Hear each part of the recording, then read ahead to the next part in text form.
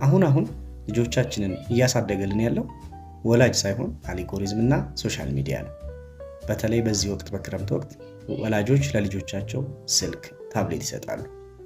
ጥሩ ያደረጉ ሊመስላቸው ይችላል። በእርግጥ እነዚህ ነገሮች በቁጥጥር ካልሆኑ እጅግ አደገኛ ናቸው። በአንድ ምሳሌ ላስረዳችሁ። አንድ ወዳጄ ስናፕቻት ላይ ተደጋጋሚ መልእክት ይደርሰዋል። ከዛም ማውራት ይጀምራል። በመጠራጠር እድሜሽ ስንት ነው ይላታል። እሷም 8 ዓመት ትሏለች። ወዳጄን በመደንገጥ እንዴ ቤተሰቦችሽ ያውቃሉ ብሎ ጥያቄ ጠየቃት። አዎ ያውቃሉ፣ እነሱ ናቸው ከፍተው የሰጡኝ በማለት ትመልሳለች። ይታያችሁ እንግዲህ ለ8 ዓመት ስናፕቻትን የሚያክል ነገር ከፍቶ የሚሰጥ። ስናፕቻት ለአዋቂዎች የተዘጋጀ ፕላትፎርም ነው። በጣም አደገኛ ቦታ ነው። አንዴ መልእክት ከከፈታችሁት በኋላ የሚጠፋበት ቦታ ነው።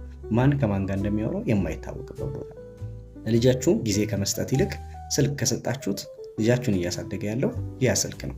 ለልጆቻችሁ ትክክለኛ ኮንቨርሴሽን ከማድረግ ይልቅ ሶሻል ሚዲያ ከሰጣችሁ ልጆቻችሁን እያሳደገ ያለው ሶሻል ሚዲያ ነው። ሶሻል ሚዲያ ደግሞ እንደምታውቁት እጅግ አደገኛ ቦታ ነው። በጣም ጨካኝ ቦታ ነው።